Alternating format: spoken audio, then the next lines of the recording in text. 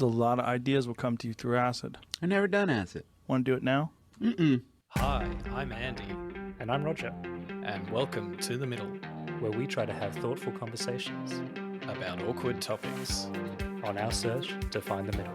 We're going to give you last week's news today.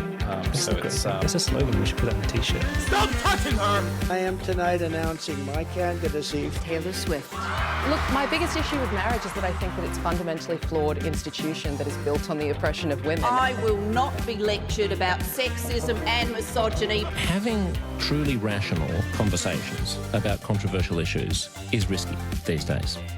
Andy, how you doing? Yeah, pretty good, Roger. How are you? Yeah, well, not too bad. You know how I always used to brag about working from home? Well, things have come home to roost and I am taking public transport a lot more now. But the new Sydney Metro has opened up on my line, so I get to experience the joy of not having to change lines anymore. But, you know, something horrifying happened the other day.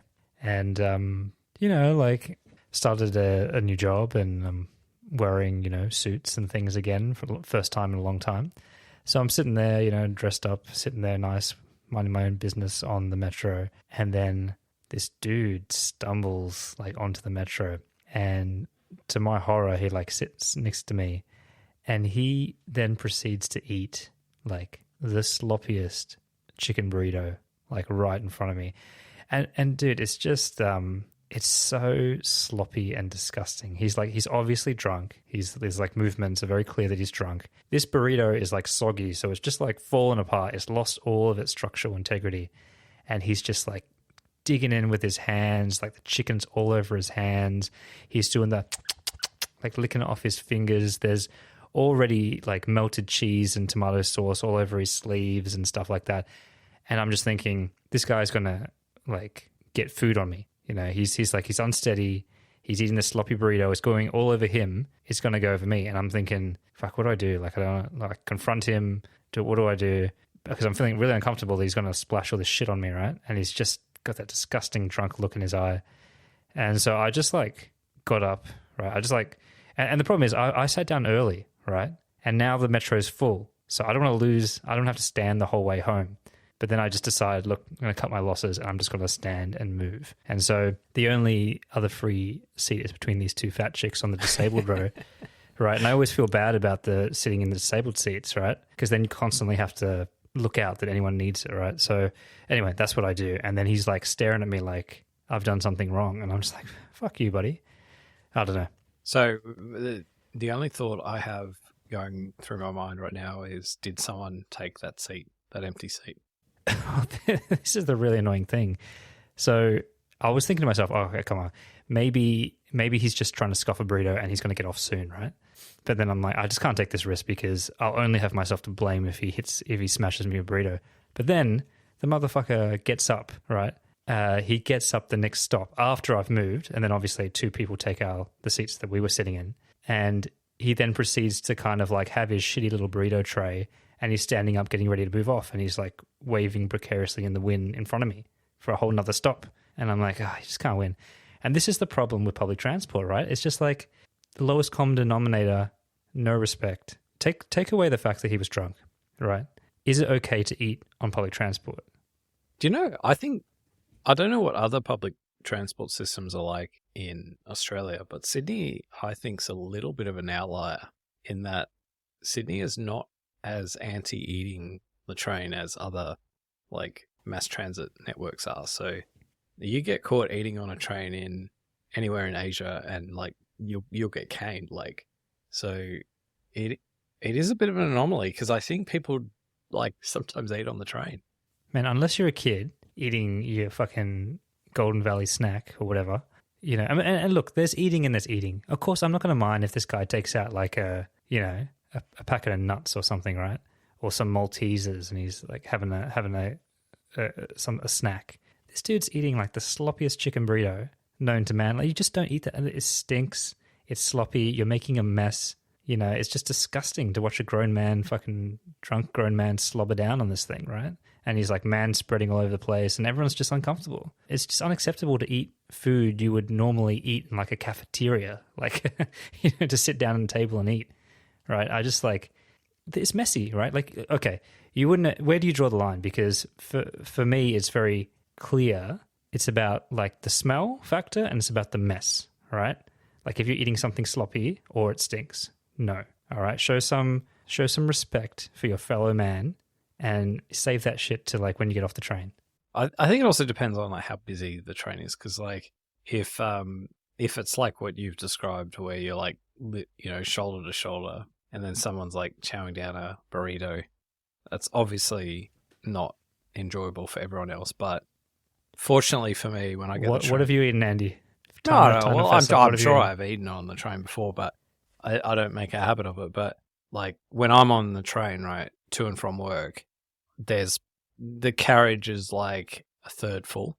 So it isn't the kind of impact that I think you're kind of presenting it to be. And I think it is okay to eat, like if you get, let's say you get your coffee and you get something that goes with the coffee that's, let's say in the morning and it's like contained, like I think that's okay. Like I don't think we need to be black and white about it. But I think, what is it? Just tell me what it is. Well, I don't do that, but like I'm just trying to think like a croissant or something. Yeah, or maybe it's like a bacon egg roll or something like that. Like I think that's okay. I can live with that. Do you know what the worst one is? Like fried chicken. Fried chicken. Yeah, it's the smell factor. Yeah. It meets that criteria. It definitely hits that criteria. Look, coffee is fine, but even then, right? Like, how many times have you been on a train and there's just someone's obviously left their coffee on the ground after they finished it. It's inevitably tipped over, and now it's creating this cascading, rolling stain of stickiness that has rolled through all the seats. Okay, that happens all the time. So there's like 3 things that annoy the shit out of me more than anything food related. The first is like when you get these dickheads who want to like listen to watch their videos or whatever on their phone with like the loudspeaker on, like not the headphones or anything like that, but literally like they're watching a YouTube video and the whole carriage can hear whatever they're watching. So that's number 1. Number 2 is like really loud, obnoxious phone calls.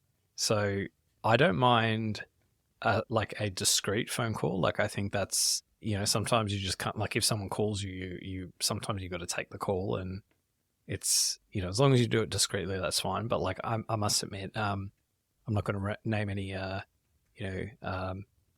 ethnic or countries of origin here, but there's certain countries, they don't have white China, privilege. They don't have white privilege that like yell into their phone in this really obnoxious way, and like it's so fucking annoying.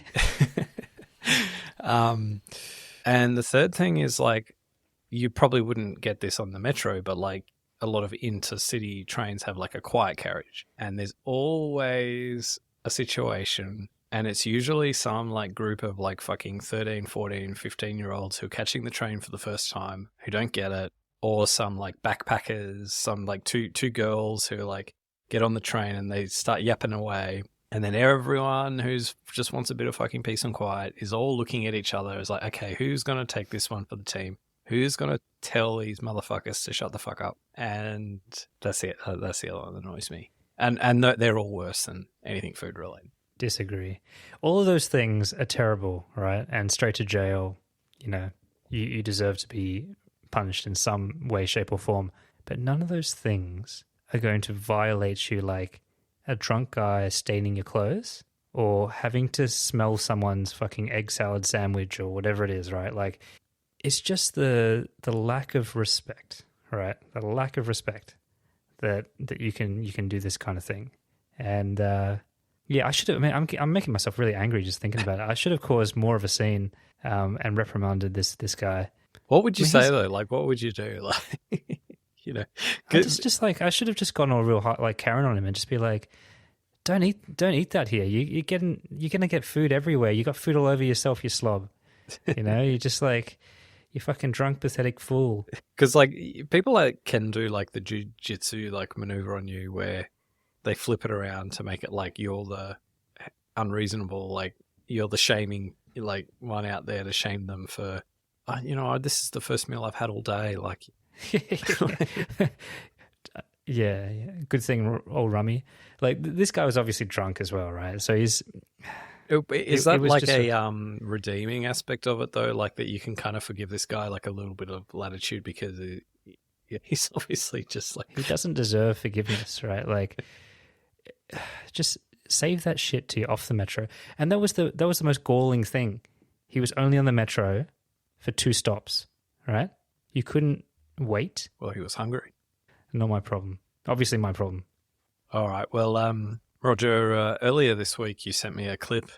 I'll ask you to remind me, but it was something to do with partners not digging it when their blokes listen to Joe Rogan. Mr. Rogan.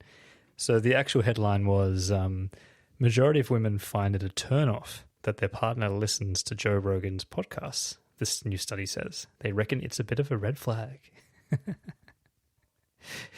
And I sent it to you because I just thought it was hilarious. And you wrote back to me, that makes sense, let's be honest. I mean, I guess, okay. Do you think it's as bad as the whole Andrew Tate thing? You know how they did a study where, like, if your man listened to Andrew Tate, like, you'd break up with him?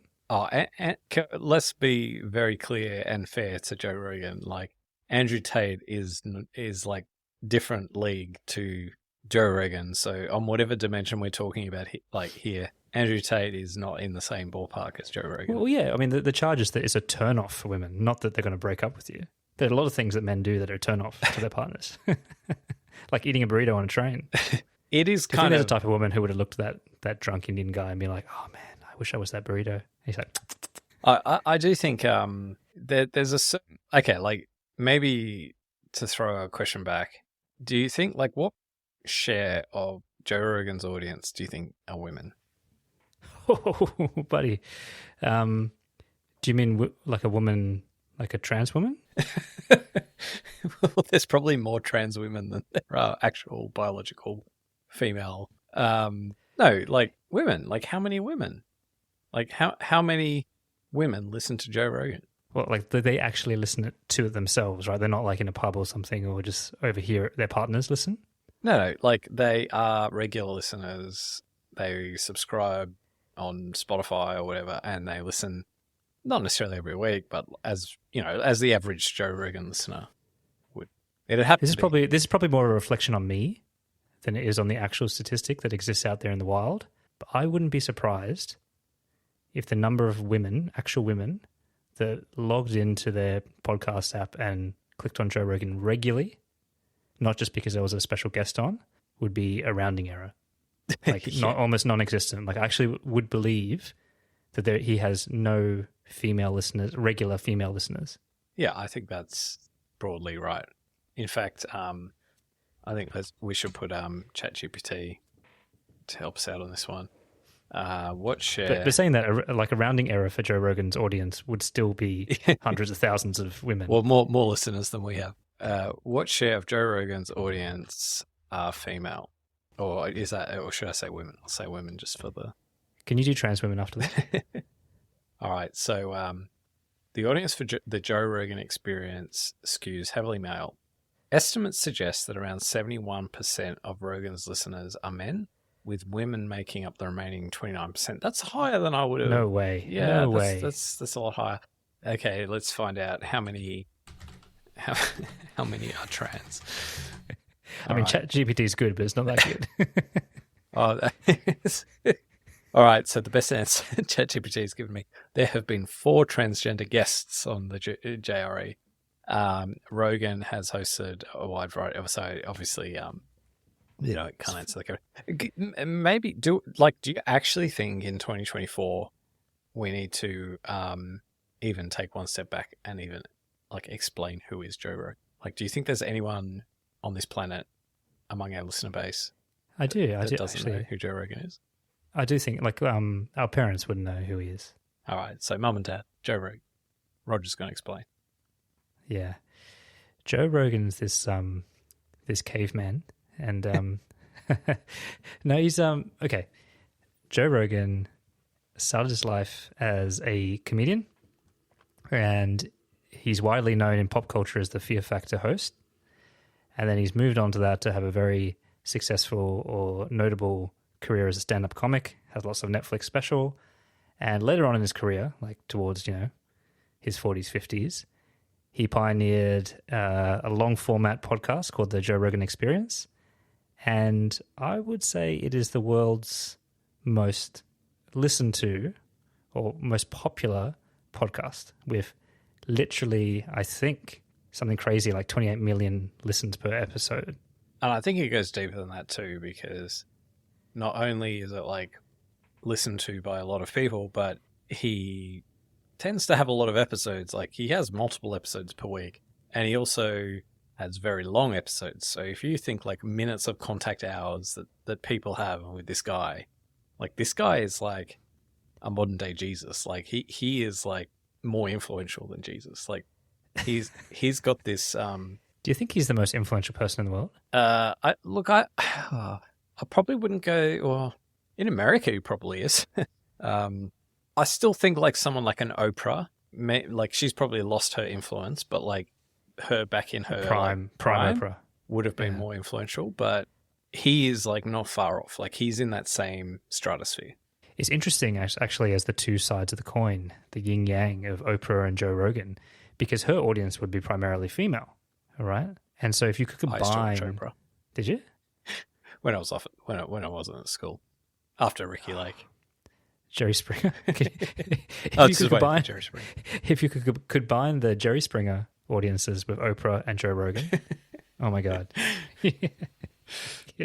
Like that's 1984 right there. Okay, well, yeah, so I think that Joe Rogan too is a pretty much a gateway podcast because I think it exemplifies the style of long format, long conversation podcasts like no other show out there. So if someone's just getting into podcasting or listening to podcasts, I think the JRE or the Joe Rogan Experience is a very good place to start because it has such wide variety. It encapsulates a lot of the values of this kind of flowing long format conversation that's raw and unedited, and it's funny. It's funny. It has variety. It has all the things that I think people expect in varying degrees out of their podcasts. And it also breaks that mold because, like you said, it's not very intuitive in a world that is becoming more and more targeted, short format videos, TikTok videos, instant gratification. It makes no sense. It's like the bumblebee, the bumblebee shouldn't fly. It's fat, has little wings. It defies kind of the physics. But somehow it's the world's most popular podcast, right? It goes for 3 hours. It's a comedian talking to astrophysicists or one week, and then another show he's talking to his mates about dick jokes. And then another week he's got a trans athlete on, so it's just so eclectic, so long, so flowing. It shouldn't work, but somehow it does, right? Yeah, and I guess like the reason to loop back to the article, right? The reason he is like a red flag among some is because like maybe almost he's eclectic to a fault, right? Like he's so diverse in the things that he has guests on about that like literally he'll be talking to someone about like aliens and like is the earth flat and are vaccines like a conspiracy, and then the next week he's having like a very serious conversation with someone about something actually quite intellectual, right? So, and he's a little bit of his own personal brand of kind of like his views of the world are definitely oriented towards, like they push the boundaries of like what might be regarded as acceptable. Like, so with COVID, he was a little bit more, he was less open to taking the lines, right, of the public health advice, right? He was a little bit more critical of things like lockdowns, and he had guests on that were very critical of that stuff, and he entertained and there was that whole controversy where he was who was it? It was the dude who Sweet Caroline, Neil Diamond. So he had that whole controversy where Neil Diamond took his songs off Spotify because he was so offended that Joe Rogan had some views about something. I think it was to do with vaccines or something.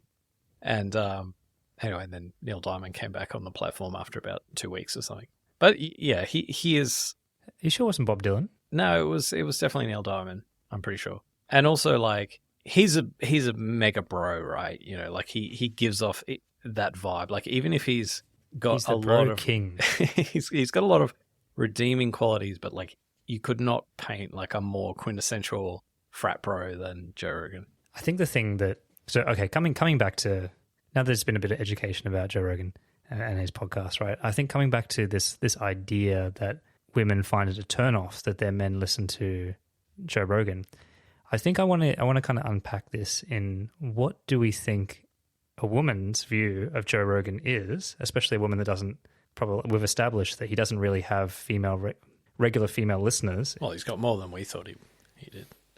I don't believe it. I don't believe it.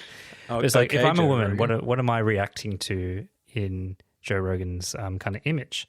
And I think it's exactly what you said, that he is a bro king, right? And I think Joe Rogan, and he has said this in his own words, that the one of the reasons people find him abrasive is that in this modern day, he's proudly masculine, and he doesn't hide it, and he never will hide it. He's a man, and he likes bro things, right? So, and it's also part of why he is so appealing to men, because people look at his life and they go, damn, that's awesome, right? And I can tell innately he lives a very fun life.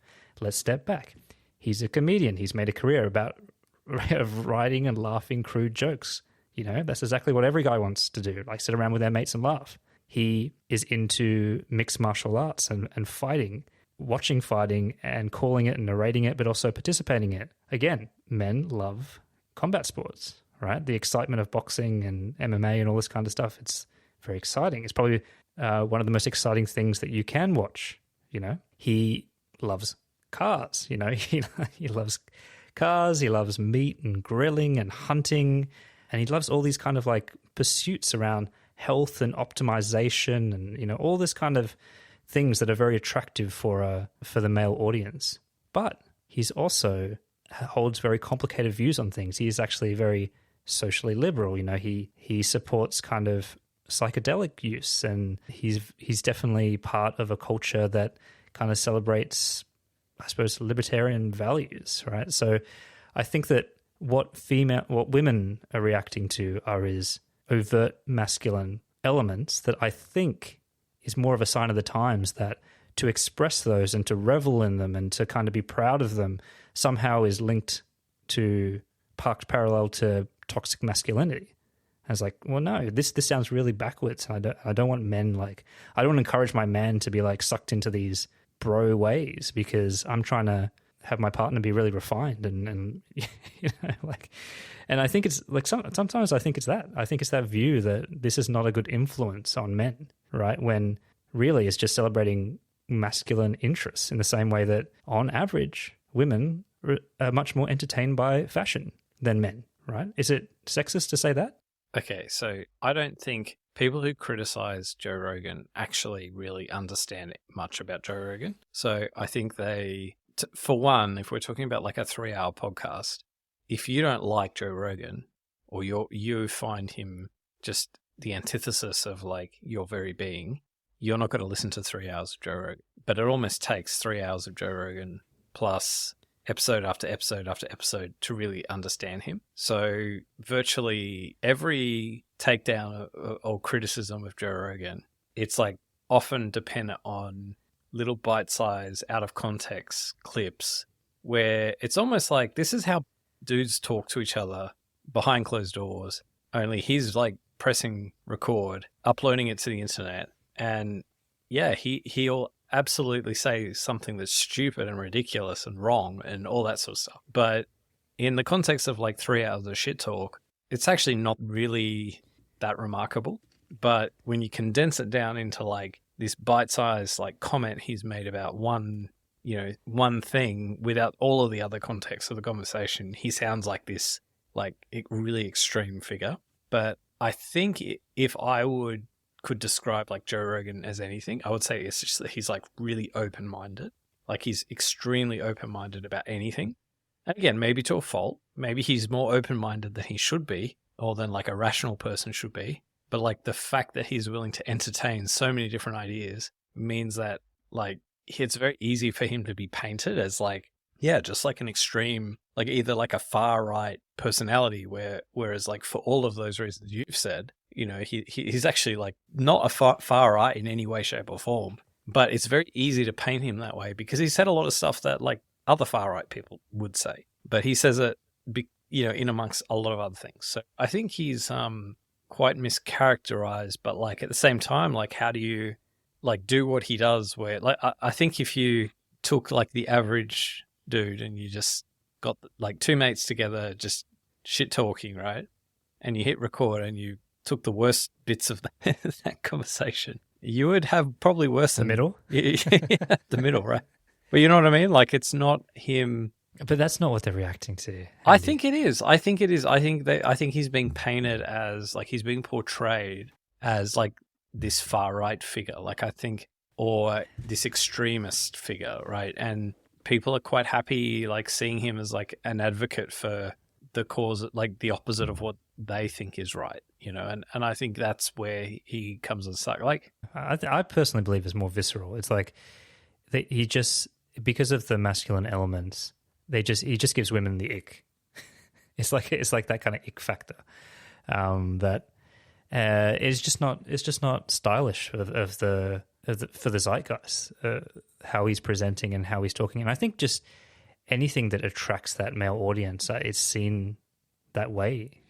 Do you think he gives like that? You mentioned the ick factor. Do you think he's like the opposite of like, or an equivalent to someone like a Clementine Ford or a Abby Chatfield? No, I think. Look, I agree with what you said, that actually the reasons why people are so willing, the Joe Rogan fans are so willing to jump in and defend him, is because of how obscenely mischaracterized he is, right? And I think the antidote for 99% of the criticism against Joe Rogan is actually listening to the episode, like you said, that you don't have to do anything more, that if you took 10 reasonable people, and you put them into a focus group and they actually listen to the 3-hour episode, they'll come out of that going, the criticism of him was unfounded or totally mischaracterized. So I think that's correct. I think also one of the things with Joe Rogan is that he is not coming, like I do not believe Joe Rogan has an agenda in the same way that some of these other characters that you mentioned do, right? Like I think that I truly believe, and he's been doing it for consistently long enough now, that I get a feeling that he is doing the podcast without an agenda. His agenda is having the conversations, having interesting conversations. And I do not think there's actually too much behind that tagline. Like that's it. I don't think he wants to push a political agenda. I don't think he wants to kind of like make a brand for himself or whatever. Or I think he's literally doing this because he enjoys learning, right? He enjoys connecting with people, like this is just an ultimate hobby for him. And it's totally a bonus that other people like that. And it is surprising. He finds it surprising. I find it surprising when I step back and look at what he's produced, right? Like, I find it very, very shocking. And also, I think it's an overwhelmingly positive thing for men to be introduced to all these different ideas. I don't think it's toxic at all. I think it also, for men, especially the ones where he's talking with his comedian mates, makes them feel like they actually have mates too. Because again, it's very aspirational to be able to sit around with your mates, talking shit, laughing, smoking cigars, smoking weed, drinking, just connecting. Like, isn't that the dream for men? And by listening to these podcasts, it feels like you're there with him. So I think a big part of it for the male audience is that as well, right? And like you said, if people really understood how men talk to each other behind closed doors, they would realize there's no agenda. There's not a lot of thinking going on. It's actually just trying to have a laugh and relax and blow off some steam. And I think that's the thing that people find hard to understand about Joe Rogan. And let's be honest, he's a victim of his own success. If he was some small-time guy, like no one cared. No one did care in the first 5-6 years of his podcast, right? It's purely because now he has an audience and a platform. And I think that's the part that I wouldn't mind talking about with you later, which is one of his biggest criticisms by people who actually do analyze his podcast, is that he platforms people that should not be given a platform to share their views, right? And that's a part that, that's probably the most substantial part in my mind that should be, I don't know, picked over in terms of his work and his ethics. I think just back to, I agree with all that. The only thing is, why is he controversial is like among those who don't listen to him, like I think, well, how would someone like on the street who doesn't actually listen to Joe Rogan, male or female, how would they be even informed about their perception? Like, how would they know of him, right? Where does their information come from? And it comes from, like, basically news reports about some controversy, about something he said or something his guests said. And it just leaves this impression, oh, this guy's like an extremist, right? Moving off this article, right? So I think we've established there's a lot of superficial or shallow criticism or mischaracterizing of Joe Rogan. But I think that that's one cohort. The other cohort are people that are actually in this space and they're slightly more academic and in part of the intelligentsia or whatever. And they also dislike the JRE, but for a different reason. And I think this is probably where most of the criticism actually holds water, which is the platforming, right? And it's an interesting part for me because, like I said, if you're an artist or creator rather, coming to a podcast with no real agenda, but somehow you fall backwards down the stairs and end up having an audience that is more than the combined, cable news media. Where does that there leave you in terms of responsibility to vet your guests and to not give a platform for hateful ideas and all this other stuff, right? And I struggle with that. Like, I don't know where that tipping point is for me, right? Like, how many listeners, the influence? I don't know. I think if you, and there's no like black and white answer, but like if you're him, right? If you're Joe Rogan and you form a view of like, all I do every week is have a conversation with someone, I hit record and I release it on the internet. And that's all I do. I don't promote it. I'm not exactly what you said. Like, he doesn't have an agenda. And I agree with that 100%. Like he's not trying to like get it. He's not part of some like grand plan to get people to vote for, Donald Trump or he's not part of that thing, like that scene. Like this is literally his hobby. And even the fact that he's so successful now and he's made money off this thing, even the fact that he doesn't need more money, like I think he even underscores the point even more that this is just literally him doing it exactly how he wants it to be done without any commercial interference in anything that he's doing. Yeah. And I think from that starting point, you can see him just saying, look, fuck yous all. I'm just going to do it exactly how I want to do it. If you don't like it, don't listen to it. And I think there's something in that you have to kind of protect and maintain and sort of say that's absolutely his right to do that. But at the same time, I guess, I don't think it's a problem when he has like the Flat Earth Society on or he has the UFO people on, like the really weird, crazy people. Yeah. I think that's like, there's a little bit of, I mean, he must invite them on knowing that's just going to be entertaining, like as opposed to like, we're going to take this really seriously, right? I mean, carnival shows are interesting, right? Definitely, if you said, like, did he have zero responsibility to present truthful and factful information about, like, COVID vaccines and stuff like that, matters of public health, at a time of, like, where messaging was quite important to make sure that, messaging was of the correct sort of truthful, factful, evidence-based, scientific nature as opposed to conspiracy theorists who have no experience, knowledge, expertise, background, or credibility. I think that's where you can say, well, actually, he starts to get into that world of, no, you actually do, like, whether you like it or not, you actually do have some responsibilities. Okay, well, I didn't want to go straight to COVID because I think that's the most hardcore, high stakes part of this, right? And I think that surprised everyone and him as well, to be honest. And I can, like you said, if you listen to Joe Rogan's episodes, you can totally understand how he, as a person, arrived at that intersection very organically, right?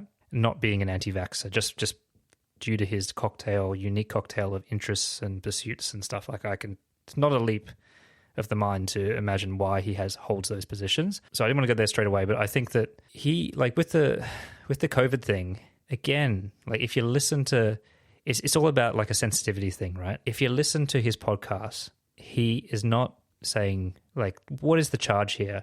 It's a representation, it's a perception, because if you actually listen to his words, he's saying that my parents got the vaccine, I support that. I support, that for people who are at risk. I would never say don't get the vaccine for as a general kind of advice, but for a certain young, healthy person, like a question whether you would kind of thing. That's the most concrete part of his personal views.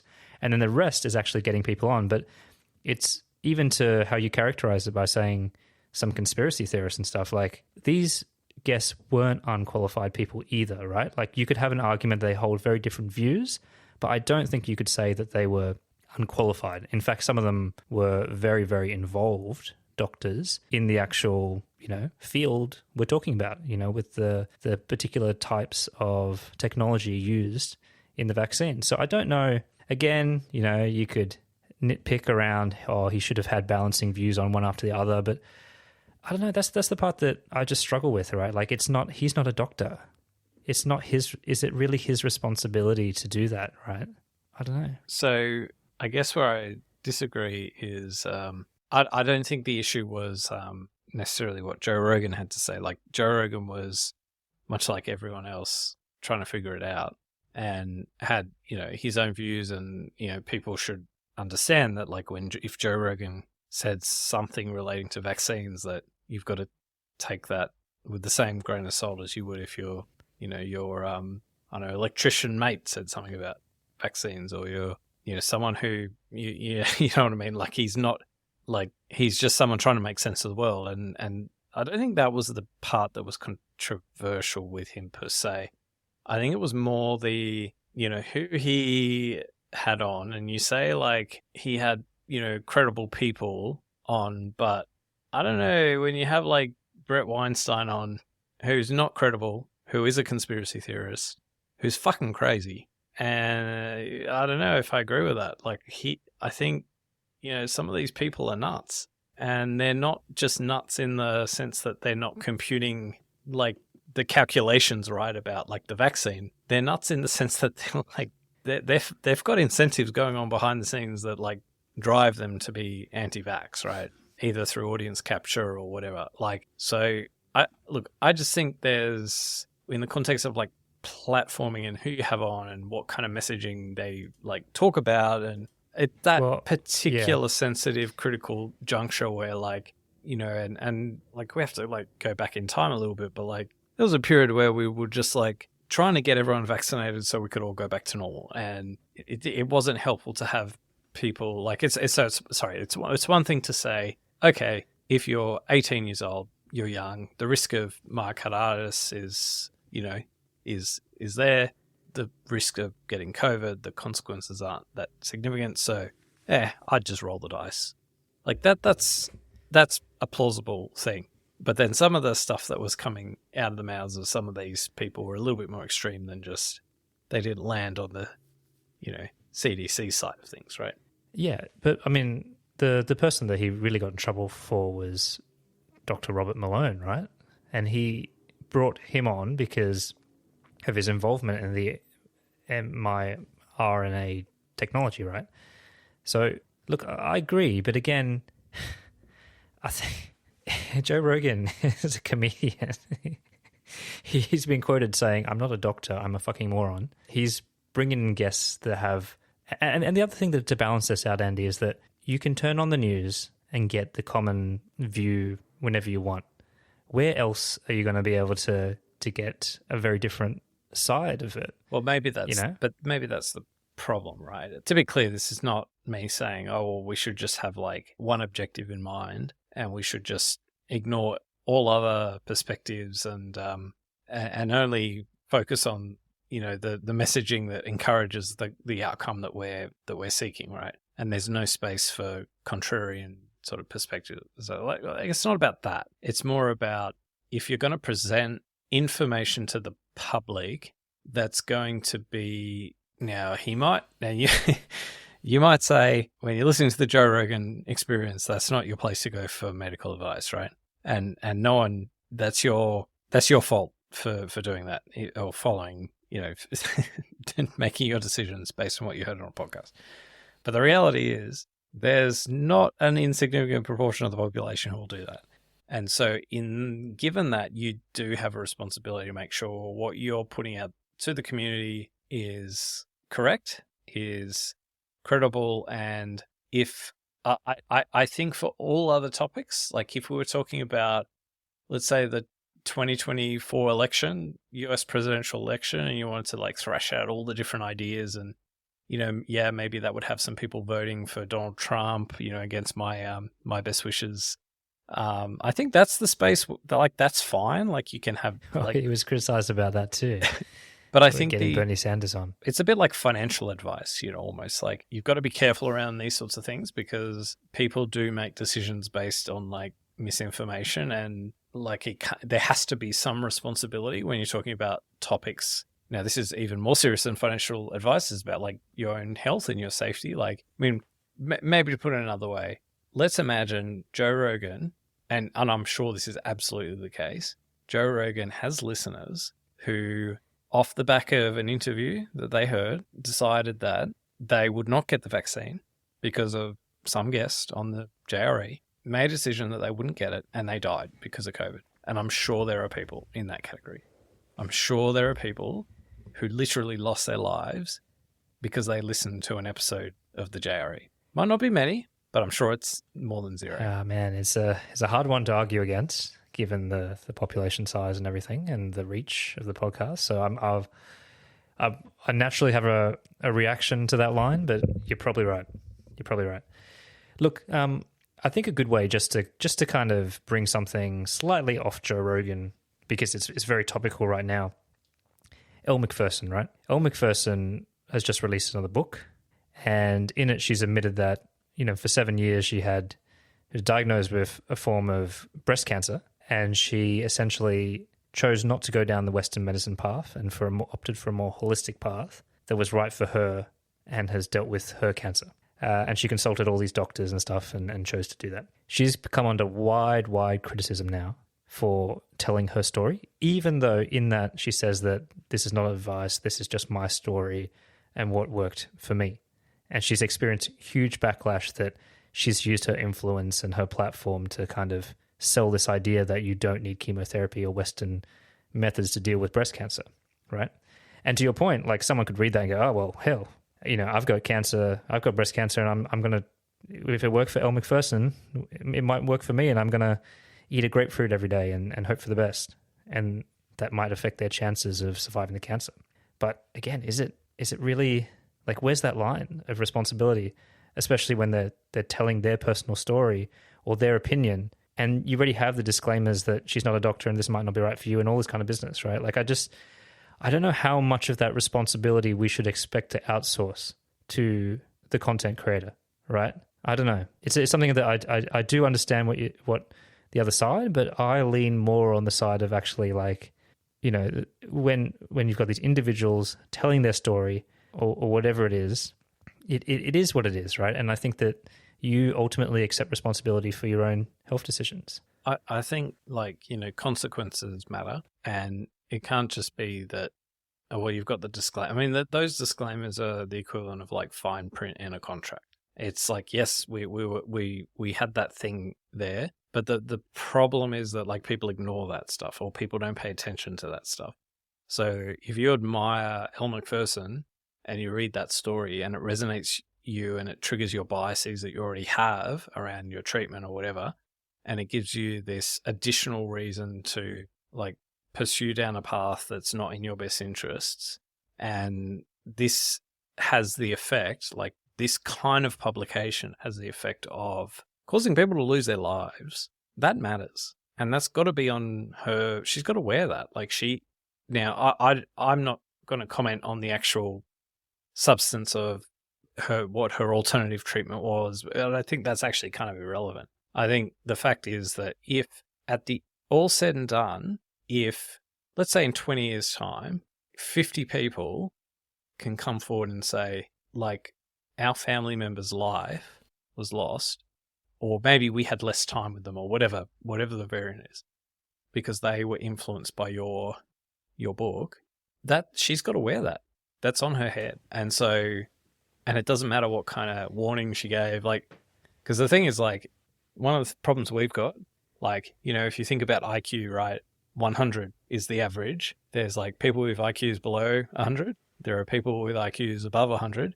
And let's just say, like, I don't, not to big note ourselves, but like we're probably in the, above 100 end of the spectrum. At the end of the day, there are people with the average is a distribution, right? And there are people who can't grapple with these kinds of concepts. Maybe there's book smarts and then there's street smarts, right? but you know what I mean, right? Like, and I think that's the thing with the JRE, and that's where he has to wear the consequences of like that's where he has a responsibility. So, and the reason why I think the Donald Trump sort of the election thing is like, as passionate as I am against Donald Trump as we've had in previous episodes, at the end of the day, whether some single person who listens to JRE votes for Donald Trump is not really, there's no personal, private, cost. Like that's just their view, right? And the consequence is not huge. I mean, stakes matter, and I understand, Joe Rogan's actively having these conversations while there is a pandemic currently being, dealt with in society. So I understand that. I don't want to just totally acquiesce to giving all that responsibility away, right? Like, I understand that there's a balancing act, but I just, I don't believe that individuals that aren't posing as like journalistic or news sources should be held accountable, is my view. But I think he was not the only podcaster out there talking about these like contrarian perspectives on it, right? There were heaps of other like podcasts and, discussing these issues in like a more intellectual way.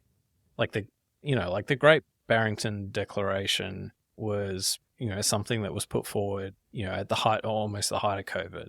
And that was something that, was considered quite credibly, and there was a lot of different perspectives on that. And a lot, there were a lot of podcasts I listened to where they would have like a thoughtful conversation about the different perspectives of responses to COVID. And I think that they were good, constructive conversations that, had the appropriate contextual settings. And, it was like the equivalent of, going to your lawyer and your lawyer telling you, okay, well, here's what you do if you do that. And there's this suite of consequences. And okay, but then there's this other risk. And they talk you through all of the different, they were thoughtful, holistic conversations, but often, and I think where Rogan was criticized is often the people he had on, they were pushing agendas. They were pushing, no, I am advocating for this contrarian, position on something. I'm not going to give you the thoughtful two sides of the coin. Well, he can't do that though. No, but it's not Rogan doing that. It's his guests, right? It's his guests. But that's what I mean, right? Like part of the beauty and the innocence of the JRE, if you can. Yeah, but then that's where it comes down to your that platform. Like, what stage are you setting? Like, are you setting something where? No. Hear me out. So he brings in the guy that obviously he's got a very inflammatory and incendiary view of the vaccines and the agenda. Joe can't really push back on that. He's just listening, doing his best, like a lot of his audience, to try to just listen to the message. His only recourse, right, is to bring someone else, which he did, that supports the vaccines and can try to fact check and respond to that. But the issue is when you get someone on your podcast that you've invited because you think they're interesting, but really, actually, these people are pushing an agenda in not a, like, they're not coming on the podcast because they want to have like an interesting intellectual conversation with Joe Rogan about the two sides of the coin. These are people who are pushing an agenda. They're pushing my view is these things are fucked, and I'm going to give you the 10 points of why they're fucked. But I'm not going to give you the 8 points why they might be good, or like the counter view. Whereas other podcasts that did explore the two sides, they did engage genuinely. Like the experts who came on and said, well, look, I think there's these things over here, but there are these things over there. But the people that were criticized that Joe Rogan had on, they were advocates for one side. And they didn't, as experts, as like, whatever their expertise were, they weren't bringing the two perspectives together in good faith. They were, no, I'm going to convince your audience why you shouldn't have the vaccine. And yeah, they might be scientists. They might be people of that know what they're talking about in some dimension. But this is one person who may have some expertise, I totally understand what you mean.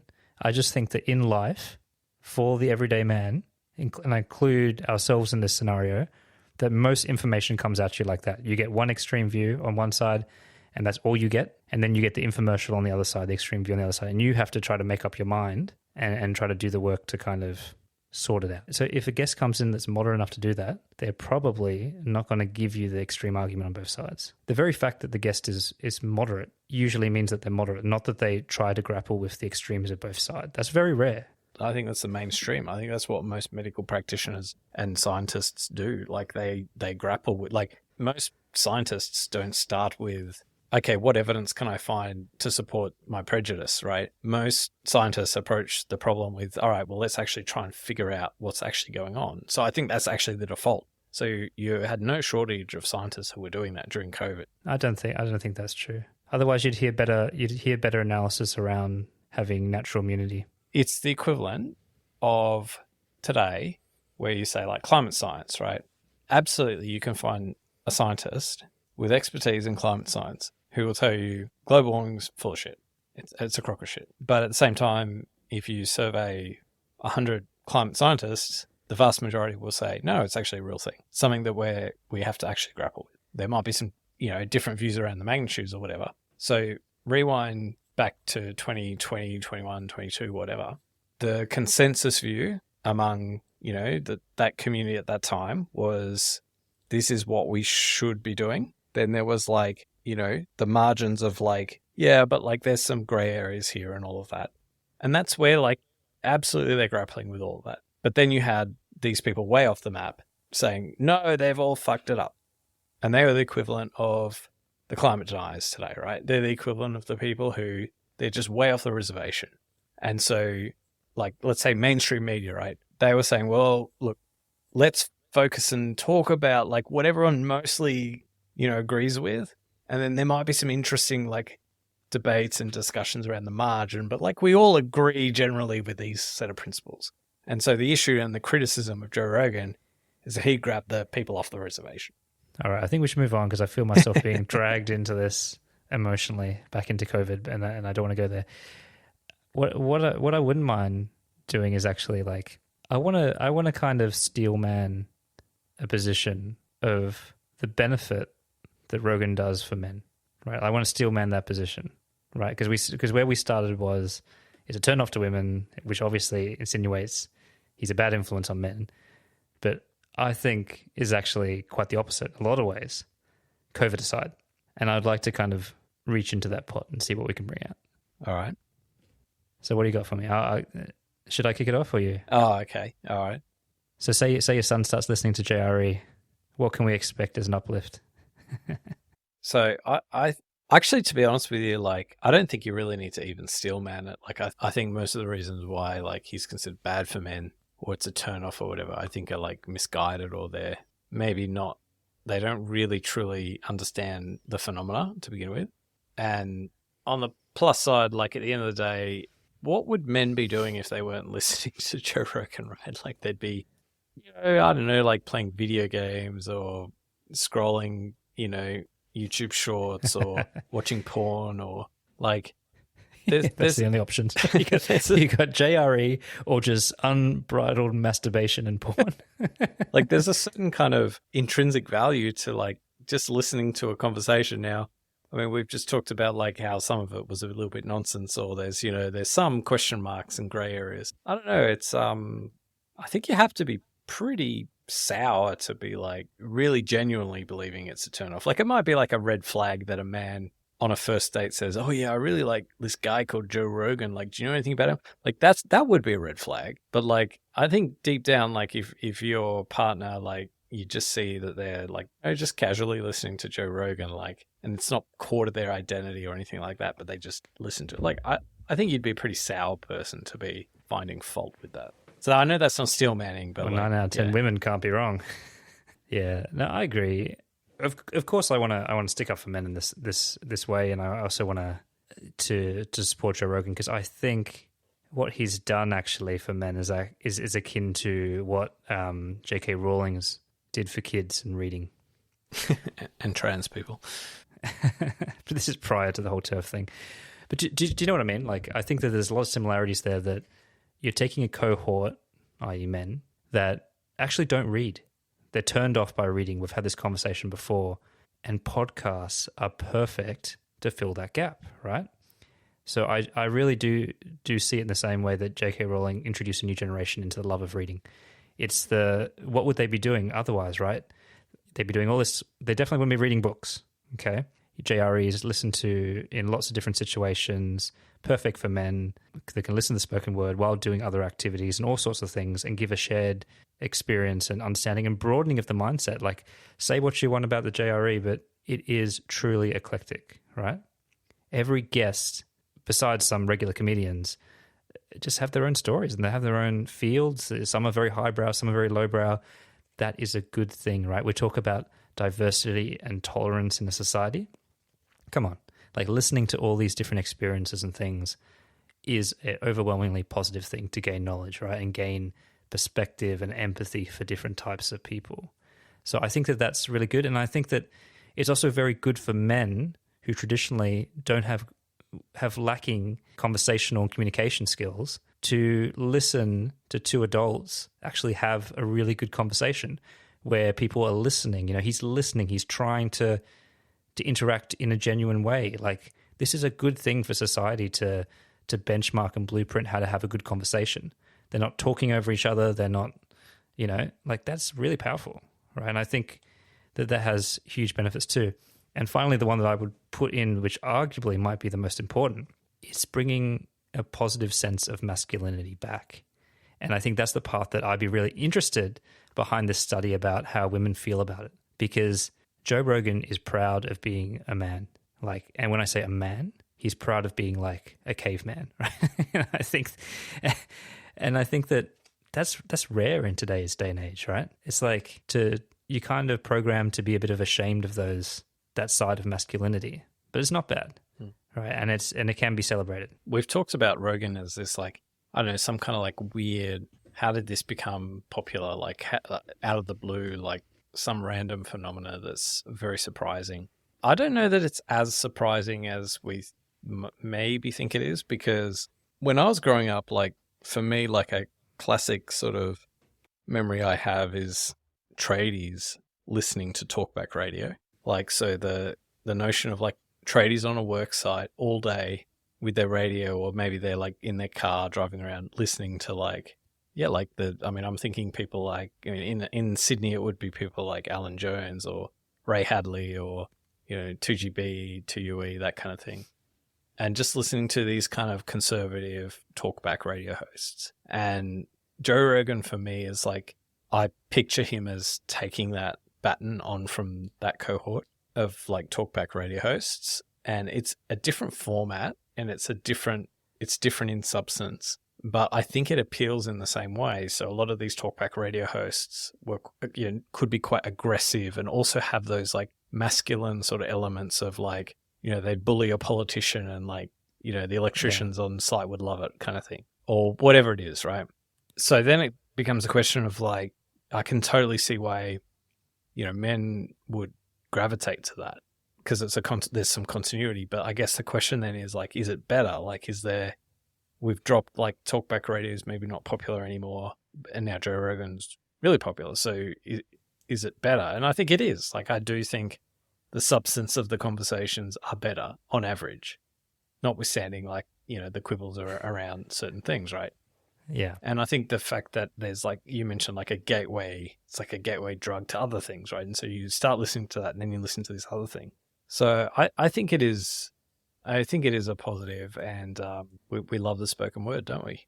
We do. And maybe Joe Rogan or the JRE is like, to use the coffee analogy, is like the mocha, right? It's a little bit of a chocolate in your coffee to fool yourself while you still get used to drinking coffee. And then next thing you know, you leave it behind, like a lot of listeners do, and you pursue stronger and stronger coffees till you drink in pure double shot espressos.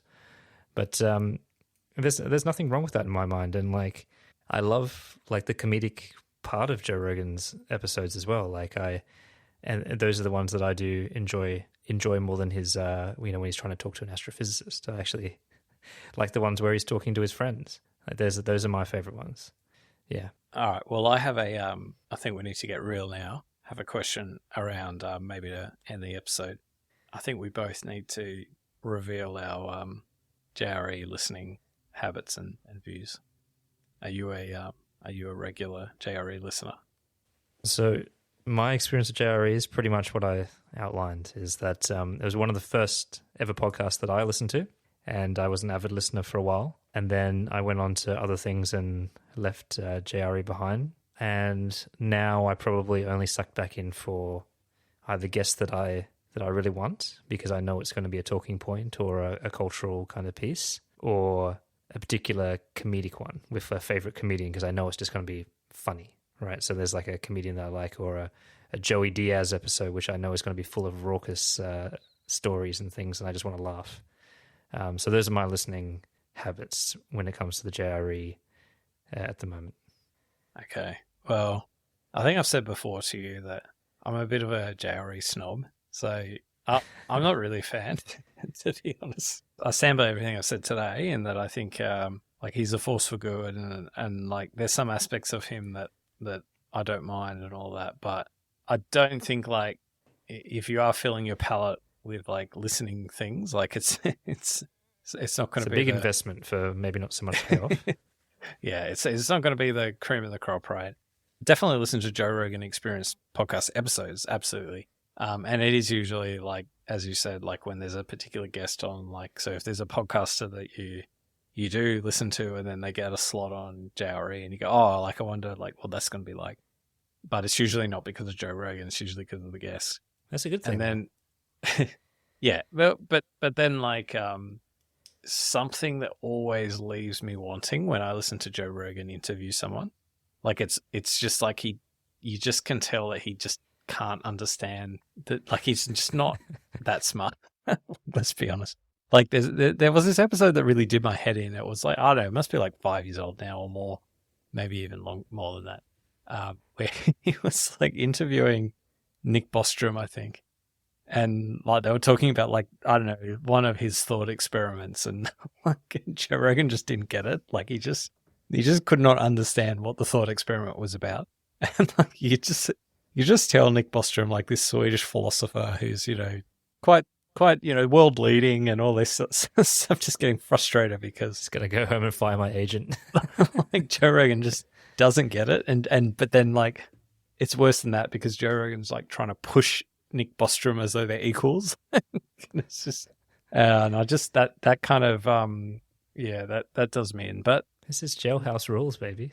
but can I just say one thing is I did, you know, he has a new special that he released on Netflix, and I liked it. He's funny. I think he's got Burn the boats.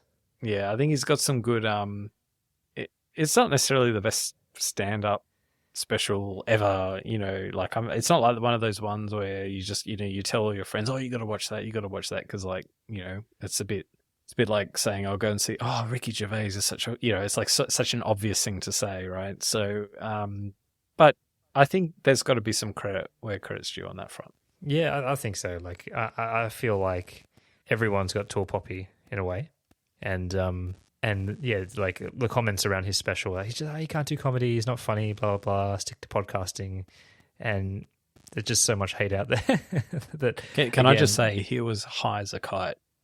it was he? Yeah. His eyes were like freaking green. I just like, you know, and also he's built a comedy. I feel like he is again a bit of a blueprint for what to do when you're lucky enough to have the privilege of money. Like, look at the way he's spending his money, right? Like, he is spending it by giving back to the comedy community, like literally creating a club that runs like at cost, essentially, to keep live comedy kind of going, right? And to build it and to invest back in. Like, I just think there are a lot of things that are admirable about how he's chosen to deal with his fame and his fortune, like his privilege, right? That they're quite admirable. I think that also the other thing, there's no getting around it. We are podcasters, and there's a certain level of respect that you have for the pioneers, right? For the grandfathers of the art form. And for better or for worse, Joe Rogan is one of those people, right? Jamie? Pull it up, Jamie. All right, over and out.